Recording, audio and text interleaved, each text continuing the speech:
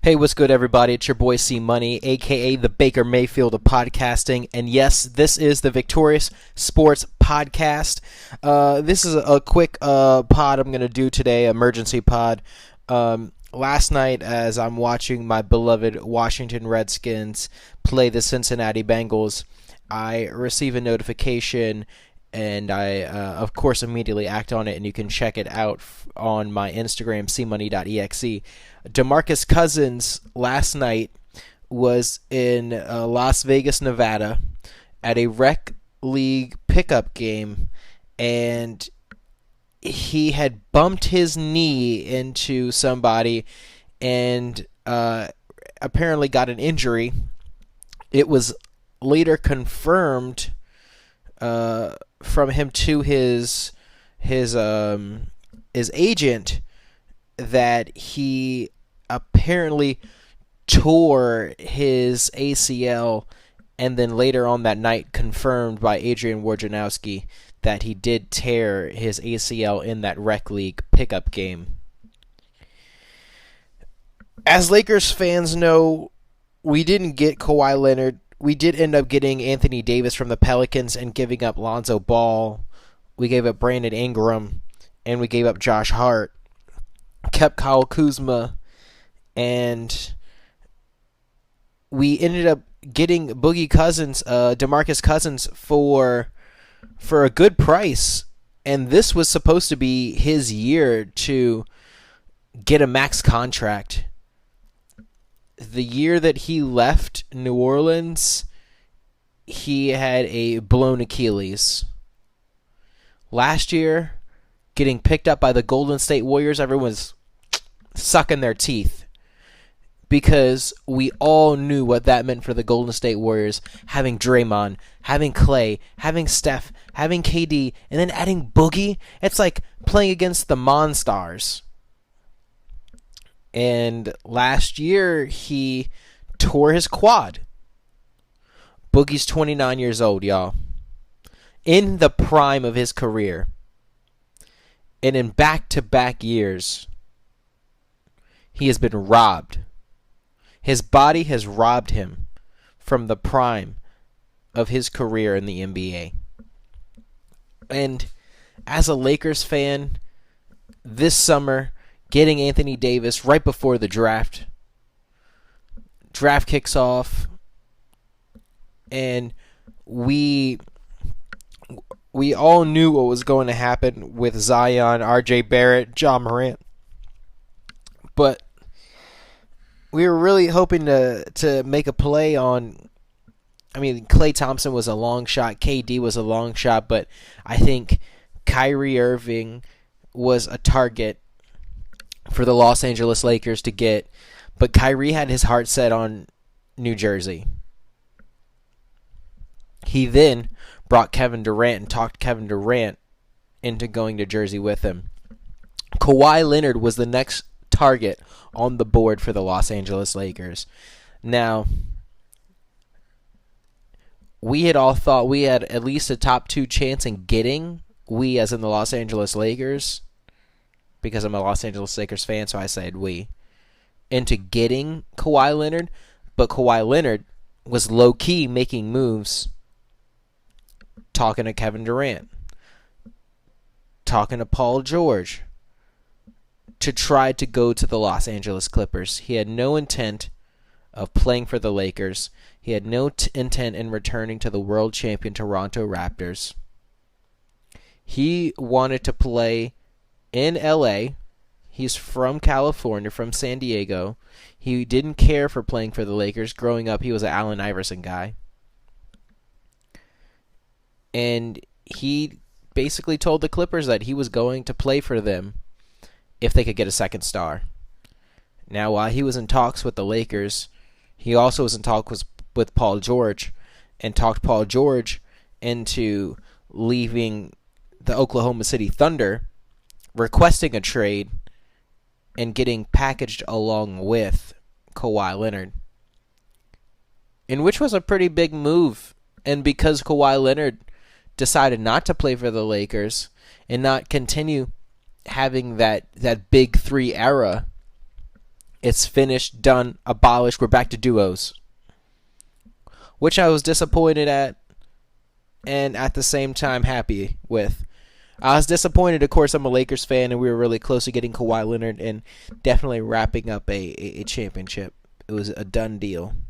I really think with Kawhi, LeBron, and Anthony Davis, I mean, who was going to stop them? Nobody.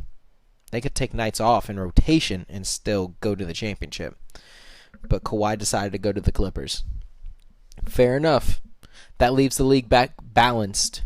And now you have about 9 teams that could potentially win the championship, which is fantastic.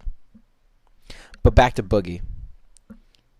And I'm devastated for him because he's one of my favorite players. I was excited for him to join the Lakers, excited to watch him play with the Lakers, finally come back with playing with Rondo and Anthony Davis again, just like how he was in New Orleans.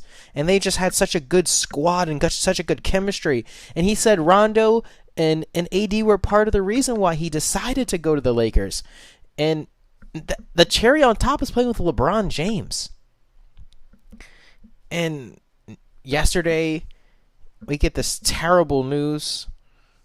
Come to find out that he tears his ACL in the summer practice. Oh, man. It hurts me to no end to just think about, like, what's going through his mind, knowing he's 29. This was his year. Everyone was really pulling for him to go ahead and show us what he had so that way he could get that max contract. You know, as an NBA player, you maybe only, if you're one of the greats, you maybe get 2 shots at that max contract. He's not going to, I don't think he's going to get it. I mean, Adrian Peterson is considered an anomaly for coming back in 9 months with an ACL injury. Gets signed to the Washington Redskins and has a 1,000-yard season. That's my guy. Shout out to Adrian Peterson. Now, not everyone's an anomaly. Boogie was also working out this season. He talked with his doctors. He talked with his trainers. He lost 15 pounds to take weight off of his legs. So hopefully that way, not only for him to be slimmer, be more versatile and having better lateral movements than he already did, but this takes the weight off of his knees. This takes more weight off of his Achilles, off of his ankles. But no. Something like this had to happen. And in an interview, I believe it was earlier today and or not late last night, someone told Steve Kerr what happened, and Steve Kerr was just devastated. Devastated. And I'm going to try to read you the quote. I'm devastated for DeMarcus. It's been a couple of years of hell. I was really hoping this season would be a chance to get healthy. We're all crushed for him. Steve Kerr. Now, people around the league, his teammates, himself, I'm sure, his family, it's disappointing to have this really good opportunity to either come off the bench as a 6th man, possibly start. I think everyone thought he was going to start the season as the center for the Los Angeles Lakers and show out. Prove us what he has. But no.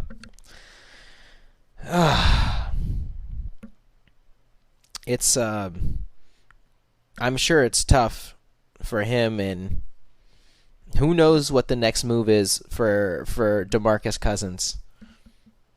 I mean, the earliest that he could come back is May, assuming the Lakers lock down a playoff spot. Assuming he can get back that quickly. That's a lot. That's a lot to go through, a lot of rehab, a lot of hard work, a lot of dedication. But after having a blown out Achilles, after having a torn quad, and now a torn ACL, I don't know if you're going to play the same way.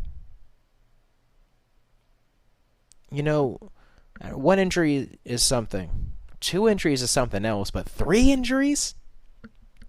I don't know.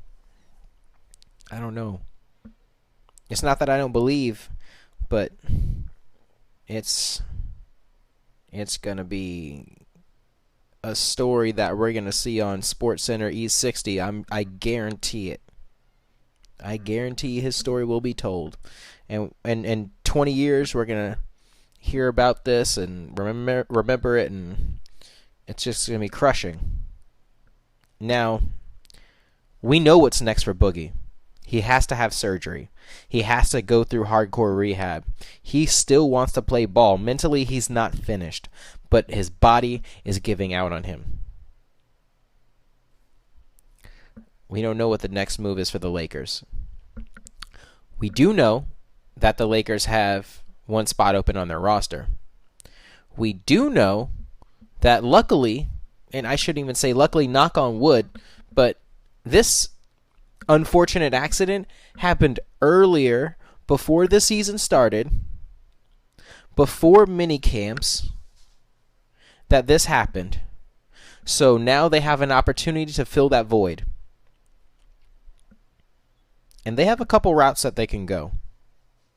Luckily, this isn't happening in the beginning of the season where they have to wait till or try to make trades. Luckily, this didn't happen to them after All-Star Weekend, where they had no opportunity to make a trade, where probably everybody that's a free agent is either on a team already or there's nothing left to pick from.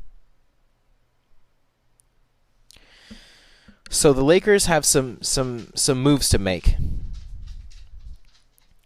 Anthony Davis.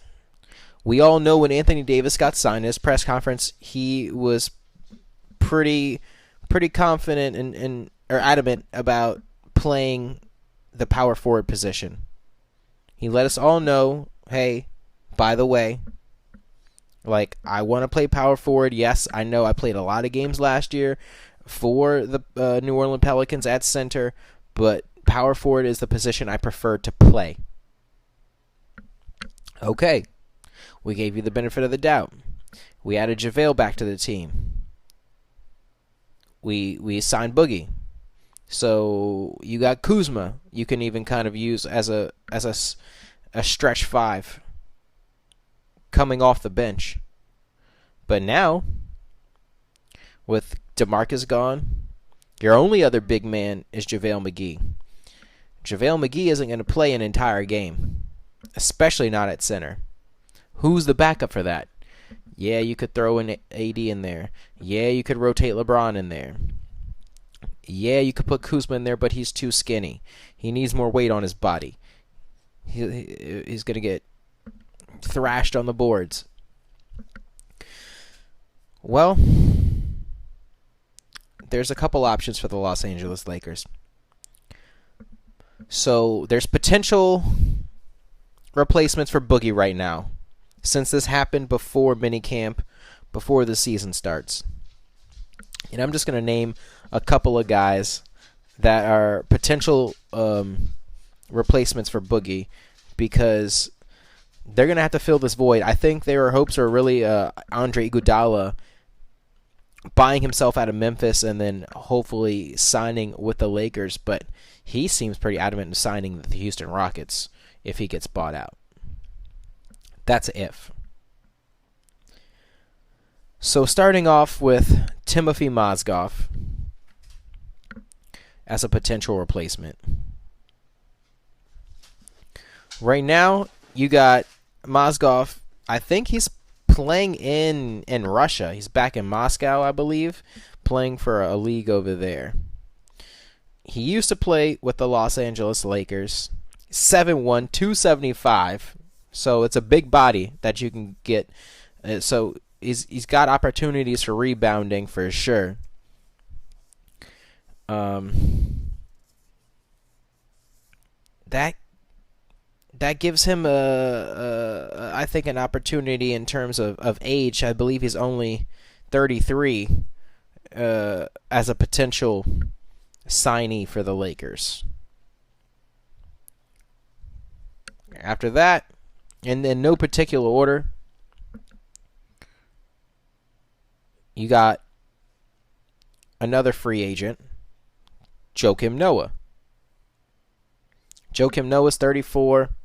He's a free agent. He's got playoff experience, okay, which is one thing Timothy doesn't have. He's a banger down bottom. You know what I'm saying? Last year, I'm just going to read off a couple of stats. For the Grizzlies, he put up 7.1 points per game, 5.7 rebounds, 2.1 assists per game, and 0.7 blocks in just the 16 minutes that they gave him throughout the year. So that's a pretty good prospect with playoff experience. They could sign him for the veteran minimum, so he's not going to be taxed too much to the cap. So we'll see how that turns out with Joakim Noah, because that's a pretty solid, I think, veteran that they could add to the team. Third, we have Nerlens Noel. Now, we know the Lakers they had their eye on him, but since they were really focused on trying to get Kawhi Leonard, they missed out on a lot of B+, C, and C+ stars to add and fill out their roster. And one of those stars is Nerlens Noel. Nerlens Noel, currently 25 years old, sitting in the middle of his prime on the Oklahoma City Thunder right now. Now, one thing to note is Nerlens Noel is going to bring a few things to the table. He's going to bring you some quality defense, okay? Just to give you a heads up on something, he was third overall with defensive real plus-minus minutes last season, ahead of Draymond, ahead of Joel Embiid, and Anthony Davis. So that's solid blocks that you're going to get. He's going to make plays in the passing lanes.